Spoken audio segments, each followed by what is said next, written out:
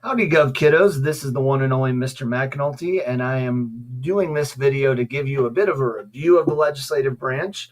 It's something new that I'm trying in my classes, and this is something that you can just go over at your own pace with my narration to kind of help you study. Again, you can pause, go back, take notes, but this is just kind of a review of the legislative branch, and I'm going to go over some things that are important from this PowerPoint that will help you with your guided reading, will help you with your paper, and then just kind of help you on your Constitution test and some assessments going forward. So without further ado, my favorite branch, the legislative branch. So if you'll remember, the Constitution via separation of power breaks the federal government into three distinct branches. Obviously, the first branch is the legislative branch. They make the law. The second branch is the executive branch. They enforce the law. And the third branch is the judicial branch. They interpret the law. Now, if you're reading the Constitution, they are Article 1 is the legislative branch, Article 2 is the executive branch, and Article 3 is the judicial branch. But we really only care about the legislative branch right now, and that is, of course, the House of Representatives and the Senate, or you might refer to them as Congress.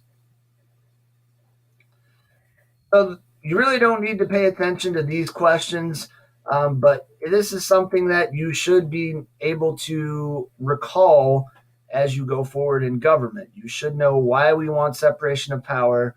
You should know what it is, and you should be able to explain how it protects each branch from getting too much control. But for right now, we're just going to keep highlighting the legislative branch. So, of course, the legislative branch, again, makes the law. And how do they make the law? Well, there are two distinct entities in the legislative branch that make the law. The first is the House of Representatives. So the House of Representatives represents the lower house of the Connecticut Plan. And these people are elected every 2 years. And these people are based on population. So the more people you have in your state, the higher your representation is in the House of Representatives. And again, this was a bone to the higher states like Virginia, which wanted representation based on population. The House of Representatives also represent the citizens. So that means that your representative, William Lacey Clay, is supposed to represent you and your needs, your distinct wants. And of course, all tax bills originate in the House. That is Article 1, Section 7. And of course, if you think about it, who do tax bills most impact? The people. So therefore, the tax bills start in the House because that is where the people are represented. And of course, the other entity is the Senate. So the Senate is elected every 6 years. The Senate also has where two votes per state. So that is a bone to the smaller states, a la the New Jersey plan. And of course, the Senate represents the state. So the senators represent the needs and wants of the entire state population. Remember, the House of Representatives, there are 435. The Senate, there is 100. And it's easy to remember there are 100 because there are two for every state. There are 50 states. 2 times 50 is 100 last I checked. Something that is interesting of note here, the House, all 435 members are elected every 2 years, whereas in the Senate, they have what are called staggered elections. So that means that 1/3 of the Senate is elected every 2 years. So every 2 years, they do 33, 33, and then 34. And of course, no state can have 2 senators up for election at the same time. So Missouri's senators, Roy Blunt was elected in 2016, and then Claire McCaskill will be up for re-election next year in 2018. And of course, then there will be no Missouri senator up for election in 2020. In order for a bill to become a law, it has to pass by a simple majority or 50%, and it has to pass in both the House and the Senate. And of course, if you're looking at overriding a veto, they both have to vote by a 2/3 majority, not just a simple majority. So it's 50% to pass a bill, 2/3 or 66.6% to override a veto.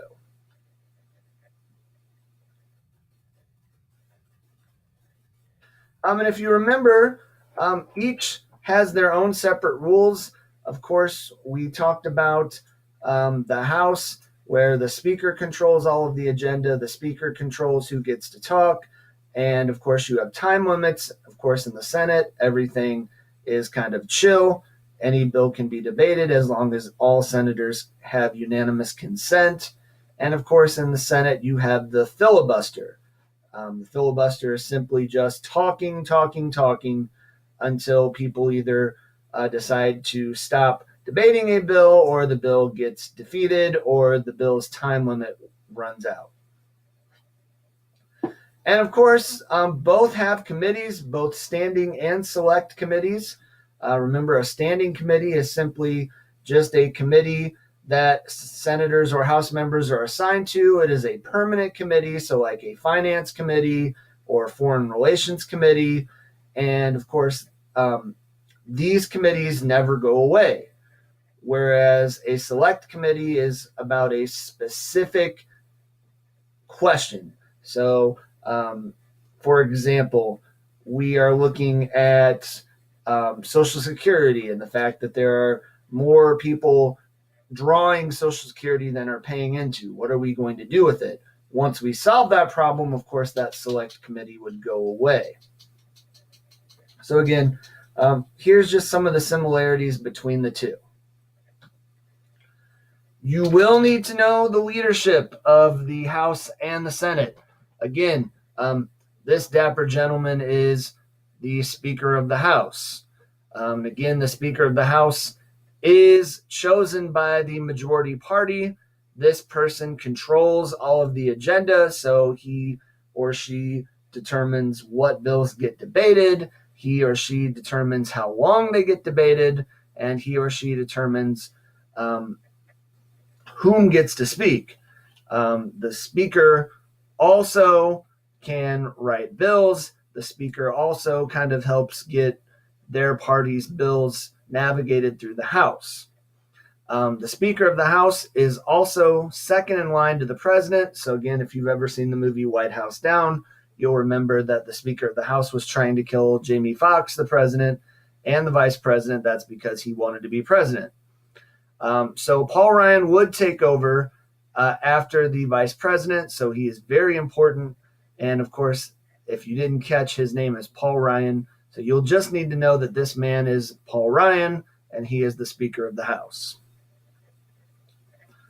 This man is technically the leader of the Senate.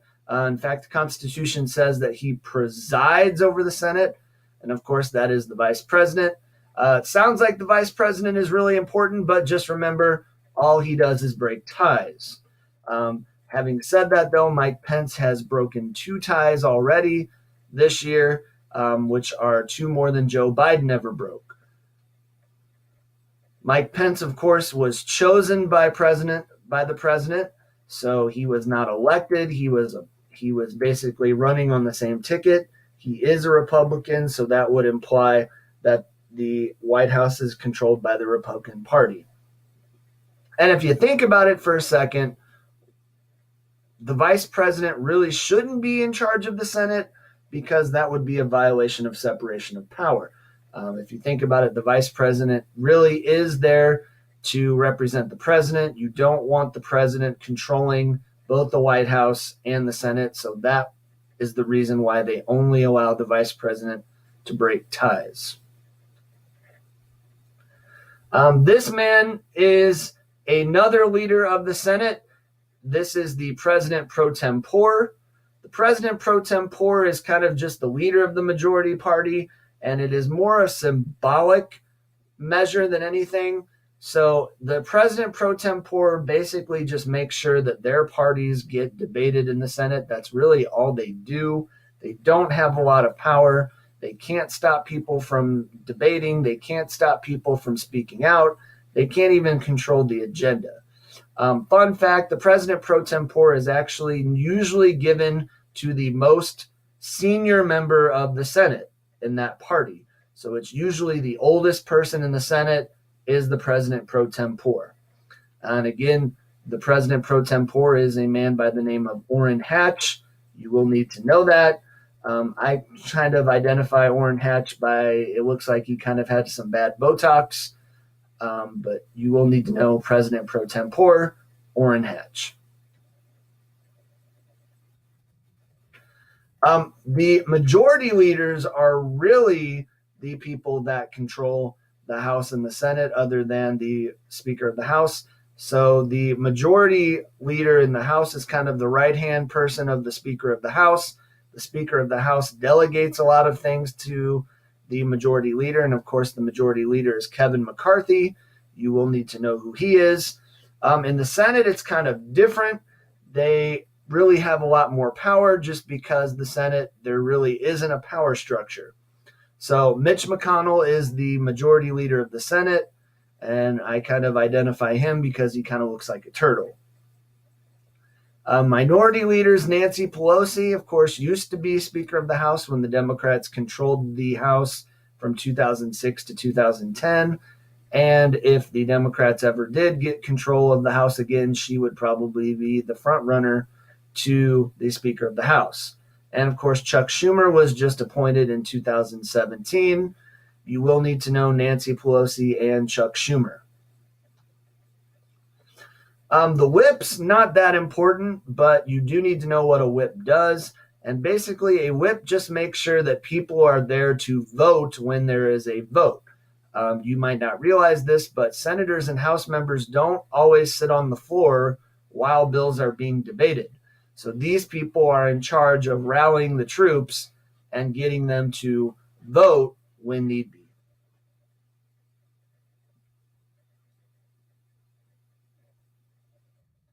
Remember, Congress gets all of what are called the enumerated powers or the express powers. So these are all things that it is explicitly said in the Constitution that Congress gets to do. And of course, remember, these are all enumerated or express powers. And remember that the Elastic Clause expands congressional power going forward. Know these people. Again, the guy on the far left is Roy Blunt. The middle person is Claire McCaskill. They are your two United States senators. And of course, know the guy on the right. That is William Lacey Clay. He is your House representative.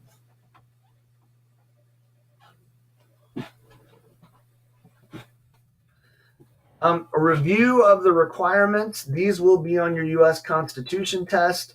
Just remember, House is always going to be lower than the Senate. Senate is always going to be lower than the president. So House is 25, Senate is 30, president is 35. House is 7, Senate is 9, president is 14. And of course, you have to live in your congressional district or the state you represent.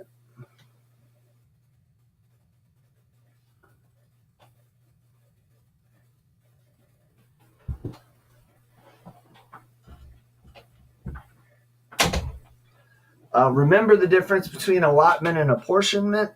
So remember, every 10 years we do a census. We come up with a total number, divide that by 435. This in 2010 we got 650,000. Then we take a state's population and divide that by 650,000, and that is a state's allotment. So Missouri has roughly 5.4 million. You divide that by 650,000, you get 8 houses or House members from Missouri. Also, don't forget gerrymandering. So gerrymandering is basically drawing a district to gain an advantage, or as I said in class, it is cheating when you draw your districts.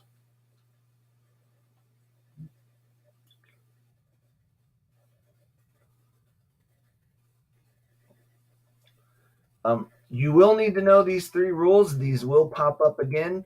So remember, districts must be as close to 650,000 as possible. They can be as low as 640, but they cannot be above 650. Remember, districts must be continuous. So that means if I'm looking at a map, I can go over the border without picking up my cursor. And again, I can draw a district where it can be a majority minority, but I cannot draw a district that breaks up a minority. Of course, when you draw a district to favor a minority, that is called packing. And when you break up a district, that is called stacking.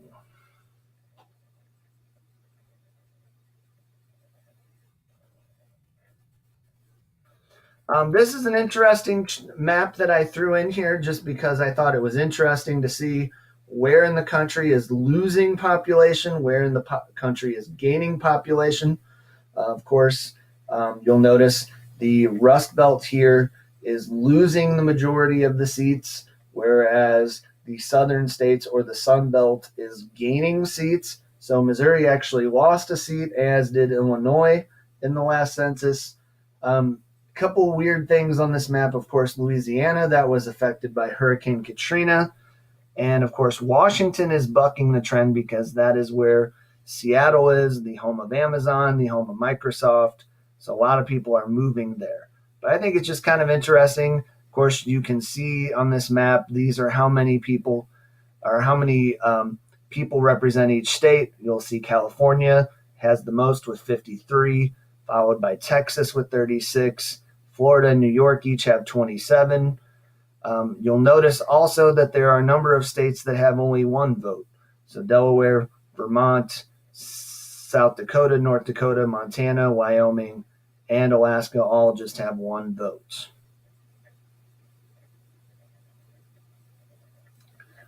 And again, here are the Missouri districts. So if you're looking at the reaction paper, of course, you'll remember that the districts have been gerrymandered to favor Republicans. So you'll look at District 2, which is West St. Louis County and St. Charles County right here.